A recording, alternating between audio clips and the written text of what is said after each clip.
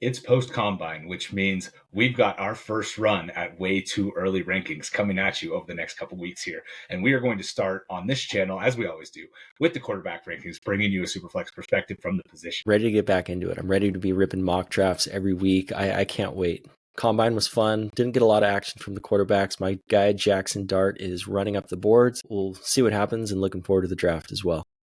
We will talk about Dart during this episode a little bit too. So without further ado, let's get into our tiered quarterback rankings. So kicking it off with the first player, this should come as a surprise to nobody, is Josh Allen.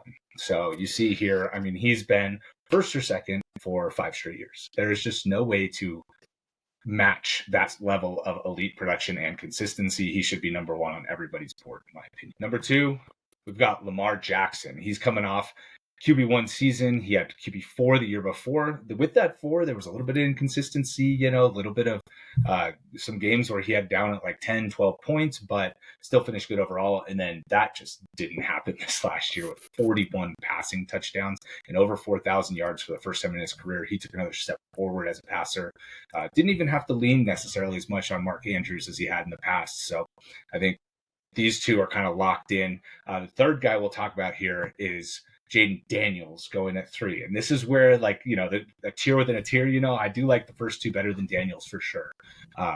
But Daniels going into his sophomore year, do you have any concerns after we saw CJ Stroud? We pushed him way up and then Stroud completely flopped last year. Any similar concerns with Jayden Daniels, or are you locked and loaded with him as one of these elite fantasy quarterbacks? Yeah, so I tend to agree with having him as like a mini tier at 3. And honestly, at this point, I don't anticipate getting a ton of Daniels just because I know people will be pushing him up maybe to 2, maybe to 1 in some instances. But I think the difference with how we viewed like CJ Stroud last year and how we viewed Anthony Richardson is as great of a rookie season as Stroud had, he was still the QB 11. So we were still baking into his projection like more growth. And Anthony Richardson, like, that was a 2.5 game sample size. And I know it was elite and I know it was fun to chase. But, with Richardson, he had started 13 games in college. Jayden started 55. He was coming off a Heisman season. And I think with Daniels, it's his rushing upside as well. He rushed for 891 yards this year. There's no worries with that. They're building around him. They just traded for Debo. So I will say with Daniels, like, I definitely am a lot more confident this year. Like, he was not good as a passer his first 2 weeks of the season. Like, he was bad. He didn't throw a touchdown. Average depth of completion was like right around the line of scrimmage. And then, and then, through the postseason, he continued to get better and better. And one thing I do like about Jayden and the Commanders as a whole is they go for it on 4th down a ton. And they had the highest 4th down completion percentage in the league this year. So that's just extra opportunities that he's going to be getting. I also think that there's no chance, none, that he's going to have 480 attempts next year. He is going to increase that by probably 50 at a minimum. I know he runs a lot. You obviously see the 148 attempts. So there is a lot of that. So I don't expect him to get like into the top 10 in terms of pass attempts, which would be like 550, 560, that range. I do still think he's going to be a bottom 10, but not last. It's like, I mean, they just didn't attempt very many passes. So I expect that his volume to increase in the passing game. Whether or not he gets to 4,000 yards, I don't know, but I don't think that matters when you're going to get 900 rushing yards. I'm all in on Jayden Daniels. I don't share the sentiment that you do. I think I'm going to end up with a lot of Jayden Daniels because I do think he belongs in this tier, and I do think he's ahead above the guys that we put in the A tier here. So moving on to that A tier here, we've got Joe Burrow kicking off, this first player in this tier. And obviously he finished his quarterback 3. He finished ahead of Jayden Daniels. They just franchise tagged T. Higgins, so he will likely be back unless he decides to hold out. And you just look at the staggering difference in pass attempts here. We just saw Jayden Daniels with 480 and Joe Burrow just had 652. And it's like, oh my God, well, if he's going to do that in terms of volume, like, it's going to be hard for him to not succeed. But I do think we just saw kind of a contract year for both of his wide receivers at the same time, which, and then he's talking about trying to get them paid, and they had a historically bad defense. That just feels like a big combination of the stars aligning for last season. And I don't think he has this much upside going into next year. I think the silver lining with him, and the reason I'm comfortable with him here, is I just don't think their defense is going to improve a whole lot. And we know he's elite. We know his weapons are elite. So I understand not necessarily wanting to attack this tier or Burrow specifically if you think you can find value later. But I think at this point, he's someone I'm comfortable with at 4. Number 5 is going to upset some people, I feel like, because he's been kind of locked in that top tier for a while now, is Jalen Hurts. And we see he did take a step back last year, big time in pass attempts. And I think that went hand in hand with how many explosive plays Saquon Barkley had. So not to say that Saquon's like stealing his production or stealing his value, because he still had 14 rushing touchdowns. So the tush push was still alive and well on the goal line. It's just his passing took such a major step back. They didn't need him to pass with as much volume, and they were still incredibly successful. They obviously won the Super Bowl, but even during the regular season, they were a great offense. They scored a ton of points. So I am definitely a little bit concerned about Jalen Hurts. I still want to believe that it's in there, and he still has the good offensive weapons with A.J. Brown and Devontae Smith. And obviously Brown was complaining a little bit through the middle of the season, that he hadn't had double-digit targets since week 1. He also was hurt for 6 weeks, and Smith kind of was carrying the load. And so Jalen Hurts had that weird start to the year where through 7 weeks, he just wasn't that good at all, and picked it up over the second half of the year once all his weapons were back. So big combination here, but I think Hurts overall is a solid QB1. And the last guy that we put in this tier, you had him here. I was a little hesitant to put him here, is Patrick Mahomes.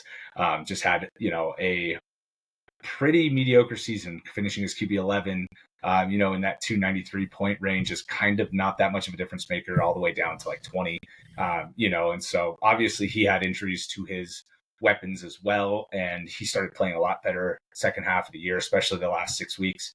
But overall, if Rashee Rice is back and they bring back Hollywood Brown and Xavier Worthy took a big step forward, I think the passing game should be in a much better situation going into the beginning of next year, as long as there's no injuries. Yeah, I'm with you on that with his weapons. And I think with Mahomes, the reason I put him in this tier is I think overall it was just such a weird year from Kansas City where they didn't really have to lean on him that much. And we know the upside is in his game. But the thing is, too, in Superflex, I actually like him quite a bit more than in Standard because his floor is so high. Like even last year in a down year, I think his lowest point total was like 14 points. So you can kind of rely on that for your team. And he's not getting pushed up as high as he has in the past. So he's someone that if he does fall, I will be attacking in Superflex. Yeah, and there is kind of a tier break here. So I was hesitant to put him in this tier, but he also doesn't exactly belong in the next tier that's kicked off by Kyler Murray. And there's a lot of quarterbacks that we put into this tier. We put 8 QBs into this tier, so we're going to kind of fly through our rankings here.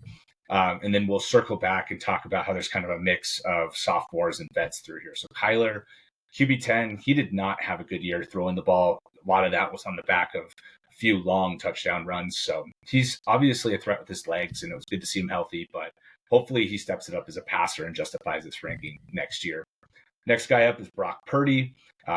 He had some issues with his weapons getting injured, but overall still finishes QB14, still finished overall really well. And I don't know what the injury or what the situation is going to be with his weapons, right? Debo moved on. I don't know what's going on with Ayuk, and he's coming off an ACL, so it might be a little bit more of the same to start the year. But we still have faith here that he can be a productive fantasy quarterback. Old Faithful with Jared Goff coming in at 9. He was phenomenal last year. He's finished top 10 now 3 straight years. It's just kind of a default to just put him in the top 10 at this point. All the weapons are the same. They could even add somebody additionally to help, but they have all of their weapons all set up. So it would be like a third wide receiver is the only thing they would really even plug in on this offense. So, I think he's locked and loaded. You know exactly what you're going to get there. Dak, he's coming off an injury, obviously finished really, really poorly. He did not play well last year when he was on the field. It held CeeDee Lamb back as well.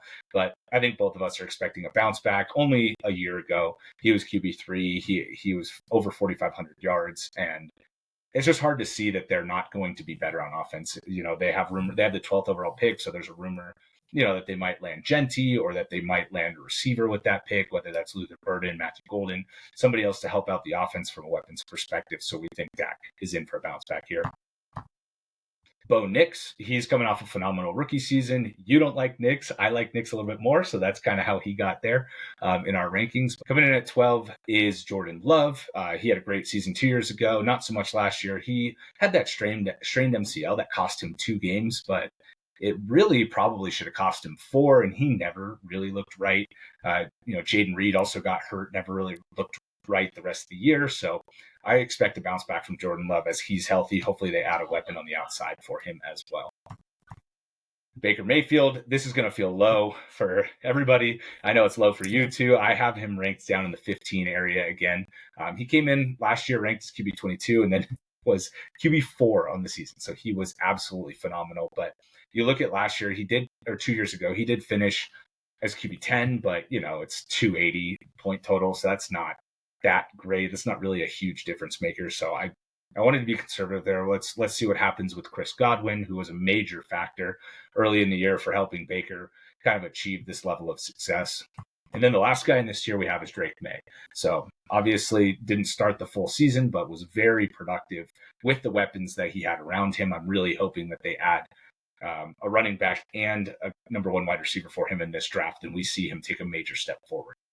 All right, a lot of talking for me there. So I'm going to let you talk a little bit about the juxtaposition of some of the vets with a couple of the younger guys as well. Yeah, so this is definitely a tier that I will be attacking quite a bit. And you hit the nail on the head with Goff and with Baker. Like the last couple of years, coming off great seasons, they get pushed down, they're boring, whatever. So I'm more than happy to take those guys. I think with Jordan Love, I'm a little bit more hesitant unless, like you said, they either bring in like a Devontae Adams or a true number 1 and then let Reed do his thing in the slot. But they are a very run heavy team. So if that doesn't happen with the amount of interceptions that he does throw, I'll have my guard up with him a little bit. And then with Drake May, there's just no way that I'm taking Bo Nix ahead of him at this point. Like I know Bo Nix had a great season. I know he was the QB 7, but like, I don't know. I just can't do it with him. And you were asking me about potential regression with Jayden Daniels. Like I just feel it in my bones that Bo Nix is going to be a big regression candidate this year. And maybe he finishes top 5. I'm not going to try to talk anyone out of that because it's in his game and he can continue to increase his rushing, because there was a point in the middle of the season where he wasn't really rushing a whole lot either. And he was still very productive. So yeah, so I'll give him credit where credit's due. But for me with May, if I'm going to take a shot, on an ascending player on a team that I think is going to continue to improve quite a bit. Not that the Broncos aren't. I just see so much more talent with May. Yeah, and with Bo Nix specifically, I expect them to add a tight end in the draft. And I think that's going to help secure his floor in a way that maybe we haven't got to yet. So that's also baked into my ranking here. That's my expectation of them in the draft, is that they either land Tyler Warren or they land Colston Loveland in the first round. And I think that would really help stabilize an offense that is devoid of weapons behind Courtland Sutton. With Drake May, obviously. Sorry. Go ahead. Sorry. No, go ahead. I was going to say, quick plug. This is why we preach Superflex, right? You would draw a line between Jordan Love and Baker Mayfield, and those would be the top 12. Like the fact that guys like Baker and Drake May and Caleb, who we're going to talk about, and so many other guys, Justin Herbert, that we haven't talked about yet, would not be starters, is just why Superflex is so much better. So much better. And these guys are so valuable. And these are right on the cusp of QB1. Like you're trying to maybe get 2 of these if you waited to this area. Like this is so much better. Going back into Drake May too, you see his rushing stats on the screen here. So you're going to see people put up season stats and see that he had 421 yards. But you got to remember, he did that in 13 games. You extrapolate that out, that's over 600 yards. Like he could legitimately be one of the best rushing quarterbacks in the league. Like, top 3 or 4, maybe competing with Kyler. And if that happens and he takes a step forward with a better weapon on the outside, Drake May could be in position to really go off here. So you'll see in certain dynasty leagues, he goes in the top 8 of quarterbacks, which is hard to argue with his age and talent. Yeah. All right, going on now to the C tier. Guys down here, we've got Caleb Williams. So I know this is not going to be popular because he was solid, right? He was QB 16 and he did it without an offensive line. He did it while getting sacked the third most times in NFL history in a season. So it was just like basically Ben Roethlisberger back there, just getting drilled constantly, but without the huge frame, So they just traded for 2 offensive linemen. The line is going to be better, and there's Ben Johnson there setting up the offense. I just think that this could possibly be the season where Caleb takes off in the top 5 quarterback range. So, not including him in the B tier, I think is maybe a mistake on our part. And maybe the first thing we'll do for the second video is move him up and figure out a good spot for him. Going into the second guy in this tier is, Justin Herbert. We got to get Herbert in there, maybe a little higher than some people think, but he showed last year QB 12. Right? Everybody was worried about him coming into the year. There was so many people ranking him down in the 20s just because there was the Harbaugh offense with a heavy running offense. And we saw after they established the run and got their running game figured out, it took them 6 weeks, that Herbert took over as the focal point of the offense. And you see, he got over 500 attempts, but I would guess that's going to go up another 50 attempts this year. And he had an injury that prevented him from running early in the season. So I do think that we could even see more attempts from him, more yards on the ground from him this coming year. So, and I do hope that they add somebody in free agency or via trade at the wide receiver position. DK Metcalf has been rumored there. Devontae Adams has been rumored there. So we'll see if they land another big time outside weapon. Next guy, CJ Stroud, my guy from last year. I had him 5th. Very, very unfortunate to see him down so far, but there's just no denying it's like 11 when we were hoping for more projectability, and then it came in at 18. And I know there was a lot to do with the weapons. Nico Collins got hurt, Tank Dell got hurt, and Stephon Diggs got hurt. So, he was missing some of his weapons throughout most of the year. So Nico came back and was great. And then they did just trade for Christian Kirk. So he should have 2 solid weapons here going into the year. I do think, too, his attempts, that was a big reason why we thought he was going to take a step forward. And Joe Mixon came in and ended up being the focal point of the offense on the ground, racking up 20-plus carries constantly. So, Mixon is still there. So we'll see if the offense continues to run through him more than we would like. Next guy, Tua, your favorite player, going into Tua and Bo Nix, my nightmare. Yeah, Tua and Bo Nix, right? Just the greatest. That's going to be your 2 quarterbacks in our league. I can already tell. Probably. But yeah. So they changed the offense to keep him clean in the second half of the year. He obviously struggled with concussions, but the downfield passing game kind of evaporated, and they decided to run the offense through Jonnu Smith. So I don't know if that's going to continue. I don't know if Waddle's going to be worthless and Tyreek Hill's going to be more like a wide receiver 2 than a top-end wide receiver 1. But I would have to think that they're going to at least try to get back to the downfield passing offense that made them so dynamic and that made him QB9 in 2023. But I'm not sure. So, and he obviously comes with major injury risk in a way that some of these other guys don't. So, if you want to pass on Tua, I don't blame you.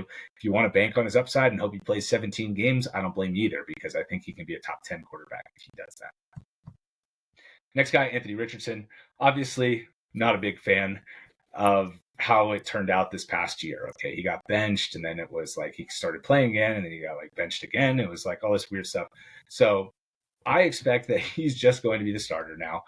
He looked a lot better over his last 6 games. He had 3 games over 20 fantasy points in his last 6. And that's kind of the magic with him, is that he can take over a game on the ground and score twice rushing with 50 rushing yards. And all of a sudden, it doesn't matter if he throws 4 picks, you're going to have a good day for him. So I could see a situation where he comes out and we're getting all kinds of raves reports in camp about how much better of a passer he's looking like. And, if he gets up to 3,000 yards and can control the interceptions, just even if he has a positive ratio on touchdown to interception passing, I think his rushing just gives him an ability to score fantasy points like we don't see from anybody in this area. 2 more guys in this tier, both guys that are, one's a second-year guy who got a little bit of a starting experience at the end of the year. One's a rookie. So we got Michael Penix. He's like the darling, it feels like, of this offseason at the quarterback position. Everybody's talking about how good he could be. I think it's fueled a lot by that last game he played where he had over 300 passing and 3 touchdowns. But I think that was maybe more Drake London. Drake London went off in that game. So it was like he was just always open, and it was just pitch and catch for Penix.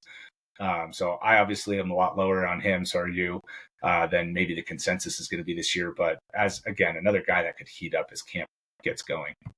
The last guy in this tier is Cam Ward. He's a rookie. We're expecting him to be either the first, second, or third overall pick, something like that, and go to a quarterback needy team. So I think he's going to start right away. He's got some rushing ability. And so, just feels like the time to take a chance on a rookie. I think with Caleb specifically, I think there's a good chance we'll see him continue to climb a lot this offseason. And I think one of the biggest things is it's not like, he's having a decent offensive mind replaced with a better offensive mind. He's going from like just historically bad play calling with historically bad interior offensive line play.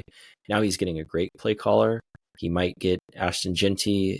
If not, they're still going to attack running back somewhere in the draft, given how deep it is.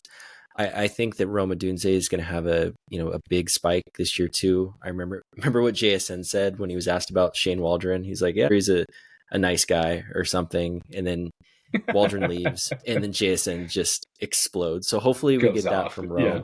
So I'm really excited for Caleb. I'm glad that he's hopefully in a good position now. And I think with Herbert too, we mentioned Devontae Adams potentially joining the Packers. There's a good chance that he joins the Chargers. It sounds like he wants to stay on the West Coast. I think that would be awesome.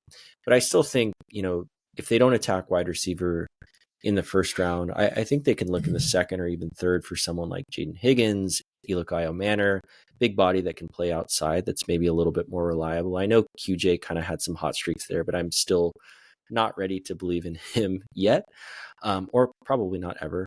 And with Stroud, I think the Christian Kirk trade was really solid overall. I don't think that necessarily boxes them out from taking like an Emeka Ibuka in the first round. I think that would still be a good move, but I think all of those guys have a very good chance of playing above where we have them ranked right now. Yeah, and that's another reason, just to plug it again, another reason to play Superflex, man. Like you could wait and get all kinds of great value at running back and receiver and just load up at all your other positions and then still end up with Stroud and Tua, right, as your quarterbacks type of thing, right, or something, some combination like that. Yeah. And it's just so much more fun to go into your drafts too, not knowing what everybody's going to do. It's not exactly chalk like some other drafts are, where it's just like the rankings are pretty much what everybody follows. You're not really going to get guys that drop more than 5-10 picks.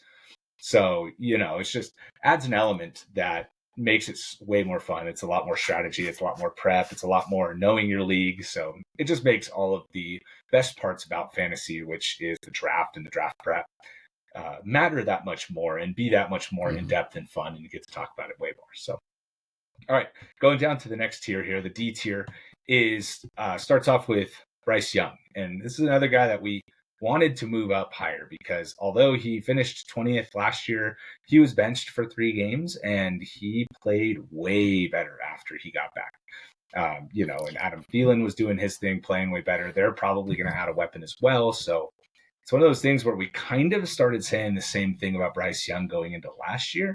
But after seeing him struggle, get benched, and bounce back, I feel like I have a lot more confidence going into this year that if you're going to draft him around QB20, QB22, that you actually have a guy that you feel like can start.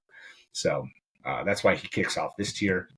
Matthew Stafford, obviously locked and loaded. I literally had to cut off part of his player card. His career. He's been playing for so long. You just see everything. I mean, I know obviously this past year he missed a game and, his number one, Puka missed 8 games and Cup missed 7 games. So it's like, okay, this isn't real, right? He played way better over the second half. They almost beat the Eagles in the playoffs, which obviously was, not expected, but they gave the Eagles the best run for the money. And so I think overall he just re-signed. I think it's all good now. I would expect that he's one of those veterans that can give you, back in QB2 production very stably. So if you wait on quarterback, he could be a great target to either grab as your first one or, if you take another stable one, maybe like a Herbert, that he can fill in number 2 just fine and give you enough production to be competitive if your other spots are firing off.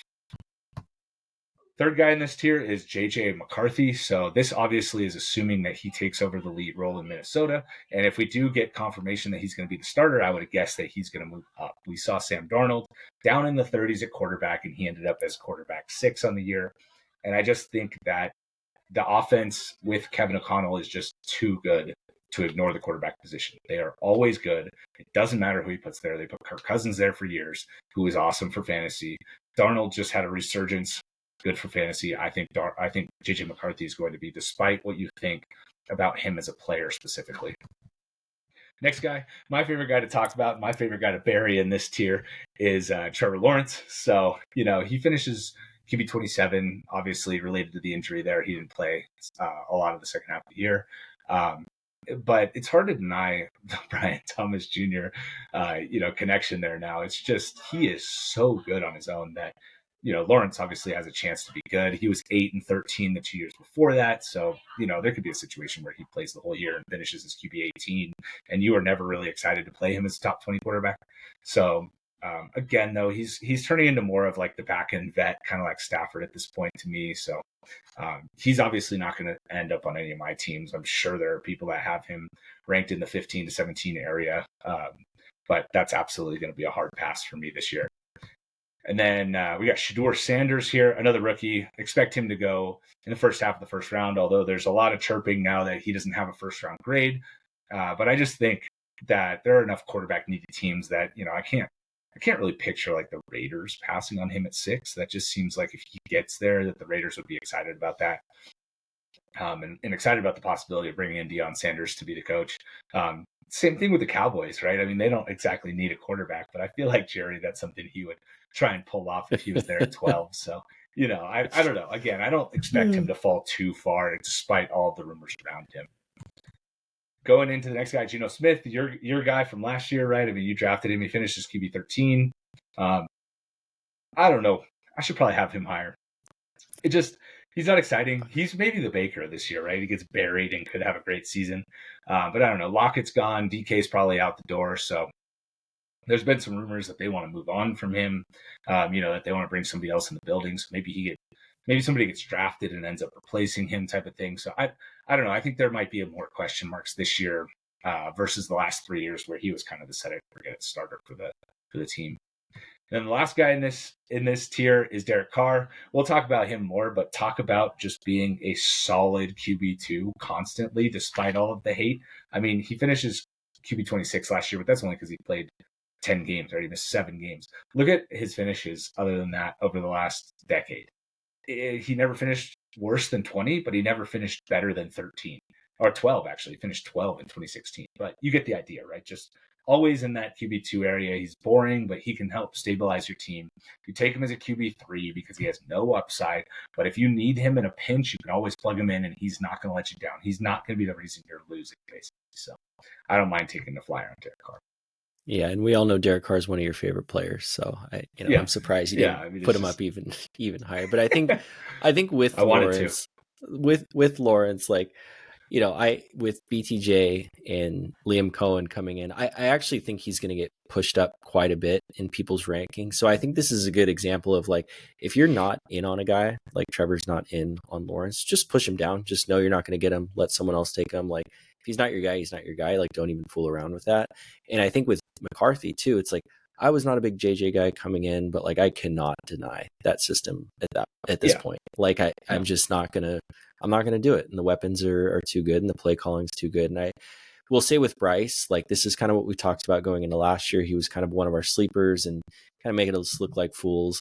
And then at the end, he looked fantastic. But I do fear that he did have quite a few rushing touchdowns that I think he got to like 5 or 6 this last season. I think he had 4 in the last 4 weeks, including 2 last week of the season. So I do worry about that a little bit because we saw with like Stroud, for example, his rookie year, he had 3 rushing touchdowns, and then I don't think he had any last year. So these guys that are kind of like not really running quarterbacks, but can move a little bit, and they're scoring rushing touchdowns, like maybe expect a little bit of a regression with those guys. But as my QB3, that's where I would be looking to take Bryce for sure.